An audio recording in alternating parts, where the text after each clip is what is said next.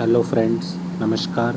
मैं राकेश कुमार स्वागत करता हूं आपका आपके पसंदीदा लोकप्रिय एजुकेशन चैनल आर के बायोलॉजी क्लासेज सीकर में, जहां आज अपन चर्चा करने वाले हैं रेट सीटेट जो अपनी साइंस एग्ज़ाम है उसमें ऑनलाइन टेस्ट सीरीज अपने चालू कर रखी है। टॉपिक अपना प्रेशर या दाब, जो कि फिजिक्स का टॉपिक है।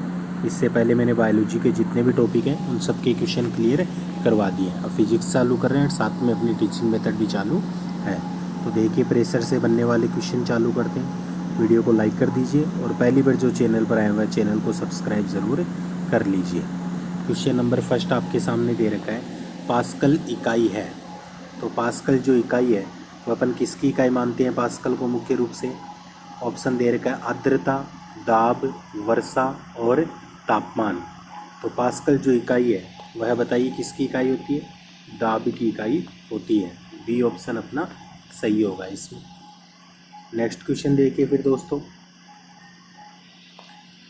जब एक ठोस पिंड को पानी में डुबोया जाता है तो उसके भार में ह्रास होता है, यानी कमी आती है। यह ह्रास कितना होता है? ठोस पिंड को अपन पानी में डुबा रहे हैं तो उसके भार में जो ह्रास होता है वह कितना होता है? ऑप्शन फर्स्ट दे रखा है विस्थापित पानी के भार के बराबर, सेकंड विस्थापित पानी के भार से कम, विस्थापित पानी के भार से अधिक, या विस्थापित पानी के भार से संबंधित नहीं। तो बताइए कितना होगा ये? बिल्कुल सही, जो ए ऑप्शन है ना अपने, विस्थापित पानी के भार के बराबर होता है। ए ऑप्शन सही होगा इसमें। अगला क्वेश्चन देखिए दोस्तों, किस तापमान पर जल का घनत्व अधिकतम होता है? 0 degree Celsius, 1 degree Celsius, 2 degree या 4 डिग्री सेल्सियस। तो किस तापमान पर जल का घनत्व अधिकतम होता है? तो वो होता है 4 डिग्री सेल्सियस पर होता है। डी ऑप्शन सही। नेक्स्ट क्वेश्चन देखिए फिर, वस्तु की मात्रा बदलने पर अपरिवर्तित रहेगा। तो वस्तु की मात्रा बदलने पर क्या अपरिवर्तित रहता है? आयतन, भार, द्रव्यमान या घनत्व है? तो बताइए दोस्तों, 2 सेकंड का टाइम है आपके पास। बिल्कुल सही सोचा है। अगर आपने डी सोचा है घनत्व है तो सही सोच रहे हैं, क्योंकि वस्तु की मात्रा अगर अपन बदलते हैं तो घनत्व उसका क्या रहता है? वही रहता है, वह परिवर्तित नहीं होता है। नेक्स्ट क्वेश्चन देखिए 5 नंबर, तैराक को नदी के मुकाबले समुद्री पानी में तैरना आसान क्यों लगता है? यानी नदी में तैरने में कठिनाई आती है, जबकि समुद्र पानी में इतनी कठिनाई नहीं होती, आसानी से तैर सकता है। इसका कारण क्या है?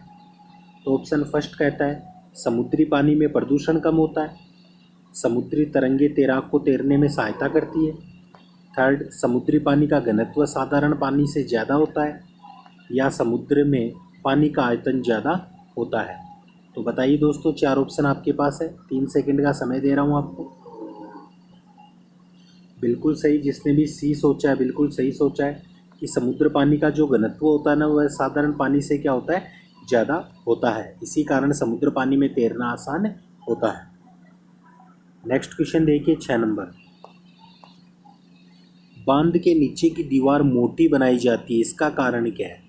जो बांध होता है उसके नीचे की जो दीवार होती है वह मोटी बनाने का कारण।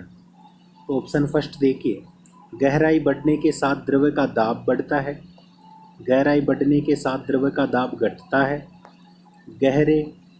गहराई बढ़ने के साथ द्रव का घनत्व बढ़ता है, और गहराई बढ़ने के साथ द्रव का घनत्व घटता है। तो जल्दी से बताइए दोस्तों क्या ऑप्शन होगा? अपन ने दाब अच्छी तरह से बढ़ाया अपन ने, जब मैंने क्लास ली थी रिट से संबंधित। अगर आपने नहीं देखी है तो इस डिस्क्रिप्शन में उसका लिंक मिल जाएगा। फिजिक्स के जो वीडियो है रिट संबंधी, उसमें अच्छे प्रकार से मैंने पढ़ाया हुआ है दाब, तो वहाँ पर आप देख सकते हो। तो बताइए सही ऑप्शन क्या होगा? बिल्कुल सही, जो फर्स्ट ऑप्शन है, यानी कि गहराई बढ़ने के साथ द्रव का दाब क्या होता है? बढ़ता है। जो जो अपन गहराई में जाते हैं ना, तो गहराई के साथ द्रव का जो दाब होता है वह बढ़ता है, इसीलिए बांध की दीवार क्या होती है? नीचे से मोटी बनाई जाती है। नेक्स्ट क्वेश्चन देखिए दोस्तों 7 नंबर, कि दलदल में फंसे व्यक्ति को लेट जाने की सलाह क्यों दी जाती है? दलदल में अगर कोई व्यक्ति फंस जाता है तो उसको लेटने की सलाह क्यों दी जाती है?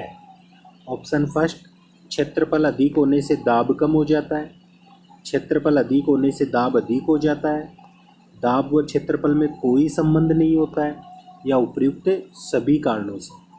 तो ऑप्शन फर्स्ट क्या होगा? क्षेत्रफल अधिक होने से जो दाब होता है ना वह क्या हो जाता है? कम हो जाता है। ऑप्शन जो फर्स्ट होगा वह क्या होगा इसके अंदर सही होगा। नेक्स्ट क्वेश्चन देखिए दोस्तों, पहाड़ों पर कभी कभी व्यक्ति के नाक व मुख से खून निकल आता है। जब भी अपन पहाड़ों पर जाते हैं तो नोट करते हैं नॉर्मल कि नाक से खून, नक्सी वगैरह आना, मुख से खून आता है, तो इसका कारण क्या माना गया है। ऑप्शन फर्स्ट देखिए दोस्तों, इसका कारण ऊंचाई बढ़ने से रक्त दाब बढ़ता है। बी कह रहा है ऊंचाई बढ़ने के साथ रक्त दाब घटता है। सी ऑप्शन कहता है कि ऊंचाई बढ़ने के साथ वायुमंडलीय दाब बढ़ता है। और डी ऑप्शन कहता है ऊंचाई बढ़ने के साथ वायुमंडलीय दाब घटता है। तो सही ऑप्शन क्या होगा, जल्दी बताइए। बिल्कुल सही, डी ऑप्शन जिसने बताया बिल्कुल सही बताया, क्योंकि ऊंचाई बढ़ने के साथ साथ वायुमंडलीय दाब क्या होता है, घटता है, और उसी के कारण व्यक्ति के नाक व मुख से खून निकलने लगता है। नेक्स्ट क्वेश्चन देखिए दोस्तों फिर, कि हवाई जहाज में फाउंटेन पेन से स्याही बाहर निकल आती है, इसका कारण क्या माना गया है। तो ऊंचाई बढ़ने से वायुदाब में क्या आती है, कमी आती है, फर्स्ट ऑप्शन। सेकंड ऑप्शन कहता है ऊंचाई बढ़ने से वायुदाब में वृद्धि होती है। थर्ड ऑप्शन कहता है ऊंचाई बढ़ने से वायुदाब अपरिवर्तित रहता है। और चौथा ऑप्शन उपरोक्त में से कोई नहीं। तो कारण क्या होगा सही, बिल्कुल सही, ऊंचाई बढ़ने से वायुदाब में क्या आती है, कमी आती है। A option is right. Next question देखिए दोस्तों, जब बैरोमीटर का पारा अचानक गिर जाए तो ये किस बात का सूचक होता है। यानी बैरोमीटर का पारा गिर जाए तो अपन क्या अंदाज लगा सकते हैं कि मौसम गर्म है, सर्द मौसम है, या आंधी का झंझावत की संभावना होती है, या शुष्क मौसम है, किसकी संभावना होती है बैरोमीटर का पारा गिर जाए तो, जल्दी बताइए। बिल्कुल सही, बैरोमीटर का पारा जब अचानक गिर जाए तो आंधी आने की संभावना रहती है, आंधी की झंझावत यानी आंधी तूफान। C option right. Next question देखिए दोस्तों फिर, समतल की अपेक्षा पर्वतों पर सांस लेना क्यों कठिन होता है। यानी पर्वतों पर सांस लेने में अपने को तकलीफ महसूस होती है, क्या कारण माना गया। ऑप्शन फर्स्ट देखिए, ऊंचाई के बढ़ने पर वायुदाब जो होता है ना वह घट जाता है और ऑक्सीजन की आवश्यकता बढ़ जाती है। बी ऑप्शन कहता है पर्वतीय वायु क्या होती है, भारी होती है और फेफड़ों से में भरी नहीं जा सकती है। थर्ड कहती है पर्वतीय वायु क्या होती है, अशुद्ध होती है, इसलिए हम लोग नहीं ले पाते। चौथा ऑप्शन उपरोक्त में से कोई नहीं। तो समतल की अपेक्षा पर्वतों पर सांस लेना कठिन इसीलिए माना गया है क्योंकि ऊंचाई बढ़ने पर वायुदाब क्या हो जाता है, घट जाता है, और ऑक्सीजन की जो आवश्यकता होती है वह क्या होती है, बढ़ जाती है। यानी फर्स्ट ऑप्शन अपना राइट होगा। नेक्स्ट क्वेश्चन देखिए दोस्तों, जब 14 वायुदाब मापी किसी ऊंचे पर्वत पर ले जाया जाता है तो नलिका का जो पारा होता है वह बिल्कुल गिर जाता है। क्वेश्चन दोबारा रिपीट कर रहा हूँ कि 14 जो वायुदाब मापी होती है उसे ऊंचे पर्वत पर अपन ले जाते हैं तो नलिका में पारा गिर जाता है, इसका कारण क्या होता है। ऑप्शन फर्स्ट, यहाँ वायु अपेक्षाकृत हल्की होती है, ताप में न्यूनता के साथ पारा निम्न हो जाता है, वहाँ पर वायुमंडलीय दाब निम्न हो जाता है, वहाँ पर पृष्ठ तनाव जो होता है वह घट जाता है। इसका कारण क्या होगा दोस्तों, जल्दी से बताइए। इसका कारण माना गया है कि वहाँ पर जो वायुदाब मंडलीय दाब होता है ना, जो वायुमंडलीय दाब वह क्या हो जाता है, निम्न हो जाता है, जिससे नलिका में पारा गिर जाता है। C option right. Next question देखिए दोस्तों, स्वचालित वाहनों में द्रव्य चालित ब्रेकों का इस्तेमाल वस्तुतः किस नियम का सीधा अनुप्रयोग होता है। स्वचालित वाहन जो होते हैं उनमें द्रव्य चालित ब्रेकों का इस्तेमाल किया जाता है, किस नियम का अनुप्रयोग है ये। पास्कल नियम, टोरिसेली नियम, आर्किमिडीज सिद्धांत और न्यूटन का नियम। तो ये किससे संबंधित है, ये 13वां क्वेश्चन, इसका फर्स्ट आंसर होगा दोस्तों पास्कल के नियम से संबंधित है। ए ऑप्शन राइट होगा। नेक्स्ट क्वेश्चन देखिए, पानी में लोहे की सुई डूब जाती है लेकिन जहाज तैरता है, ये किस सिद्धांत पर आधारित है। काफ़ी इंपॉर्टेंट क्वेश्चन है, कई एग्जाम में पूछा है, कई बार पूछा गया है। तो पानी में लोहे की सुई डूब जाती है लेकिन लोहे का बना बड़ा जहाज नहीं तैरता रहता, वो डूबता नहीं। तो यह सिद्धांत कौन सा कार्य कर रहा है, पास्कल सिद्धांत, आर्किमिडीज सिद्धांत, केपलर सिद्धांत या गुरुत्वाकर्षण नियम। तो यहाँ जो सिद्धांत कार्य कर रहा है दोस्तों वह कौन सा है, आर्किमिडीज का सिद्धांत है, first option right. Next question देखिए 15वां, आर्किमिडीज का नियम निम्नलिखित में से किससे संबंधित है? पल्लवन नियम, समकोण त्रिभुज नियम, गुरुत्वाकर्षण नियम या करंट व वोल्टेज में संबंध है? तो आर्किमिडीज का निम्नलिखित में से किससे संबंधित माना गया है? तो ये पल्लवन के नियम से संबंधित माना गया है। ए ऑप्शन राइट होगा। नेक्स्ट क्वेश्चन देखिए, जब कोई वस्तु किसी द्रव में पूर्णतः या आंशिक रूप से डुबोई जा रही है ना, तो उसके भार में कुछ कमी प्रतीत होती है तथा उसके भार में आभासी कमी उस वस्तु के द्वारा हटाए गए द्रव के भार के बराबर होती है। तो यह सिद्धांत कौन सा सिद्धांत है? ये बर्नौली सिद्धांत, आर्किमिडीज सिद्धांत, पास्कल सिद्धांत या हुक का नियम? बताइए दोस्तों। बिल्कुल सही है। कौन सा सिद्धांत है? आर्किमिडीज का सिद्धांत है।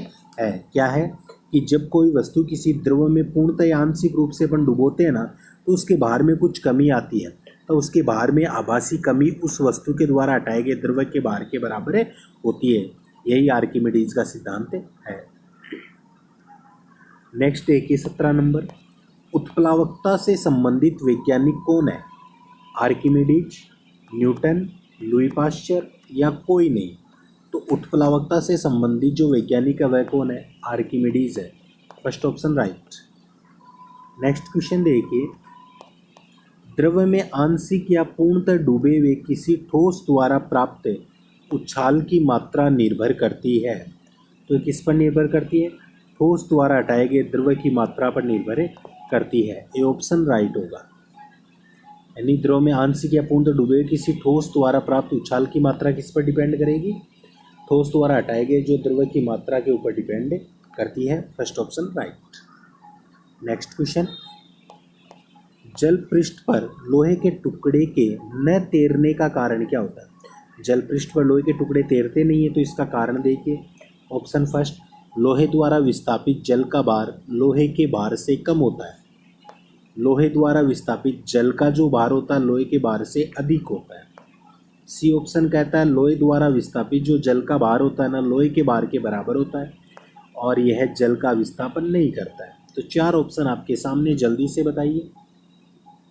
बिल्कुल सही है।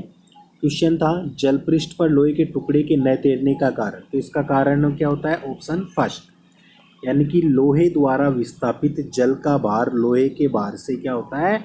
कम होता है। इसके कारण लोहे के टुकड़े नहीं तैर पाते हैं जल पृष्ठ पर। नेक्स्ट क्वेश्चन देखिए, कोई भी नाव डूब जाएगी यदि वह पानी हटाती है अपने, यानी नाव किस कंडीशन में डूब जाएगी? जब वह पानी हटाएगी अपने आयतन के बराबर, भार के बराबर, पृष्ठ भार के बराबर या घनत्व के बराबर। तो इसका सही ऑप्शन क्या होगा? जब वह आयतन के बराबर अपन कहेंगे कि पानी हटाती है तो वह क्या होती है? डूब जाती है। ये ऑप्शन राइट। नेक्स्ट क्वेश्चन देखिए कि जो बर्फ़ होती है, बर्फ़ पर स्केटिंग करना प्रदर्शित करता है कि दाब बढ़ाने पर बर्फ़ का गलनांक, बर्फ़ का जो गलनांक होता है वह क्या होता है? बढ़ जाता है, घट जाता है, अपरिवर्तित रहता है, पहले घटता है या फिर बढ़ता है? क्वेश्चन समझ गए होंगे कि बर्फ़ पर स्केटिंग कर रहे हैं तो इसका मतलब क्या है कि वहाँ पर दाब बढ़ाने पर बर्फ़ के गलनांक पर क्या फ़र्क पड़ता है? तो वहाँ पर बर्फ़ का जो गलनांक होता है वह क्या होता है? घट जाता है। बी ऑप्शन राइट होगा। नेक्स्ट क्वेश्चन देखिए फिर, चौराहे पर अपन देखते हैं कि चौराहों पर पानी की फुहार में गेंद जो होती है वह नाचती रहती है। इसका कारण देखिए। ऑप्शन फर्स्ट, पानी का वेग अधिक होने से दाब घट जाता है। पानी का वेग अधिक होने से दाब अधिक हो जाता है। पानी के पृष्ठ तनाव के कारण या पानी की शांतता के कारण। तो ये किसके कारण होता है दोस्तों? ये होता है पानी का वेग अधिक होने से जो दाब होता है ना वह क्या होता है? घट जाता है। A option right. Next question देखिए फिर, भारी हिमखंड शीर्ष की अपेक्षा निचले तल से पिघलता है, क्यों? भारी जो हिमखंड होते हैं ना, शीर्ष की अपेक्षा निचले तल से पिघलेंगे। इसका कारण, निचले तल पर तापमान अधिक होता है, निचले तल जो होता है उसका दाब अधिक होने के कारण गलनांक घट जाता है, बर्फ वास्तविक ठोस नहीं है और उपरोक्त में से कोई नहीं है। तो इसका कारण क्या माना गया दोस्तों? इसका कारण माना गया है कि निचले तल का जो दाब होता है ना वह अधिक होने के कारण गलनांक जो होता है वह घटे जाता है, जिसके कारण से हिमखंड शीर्ष की अपेक्षा निचले तल से पिघलता है। B option right.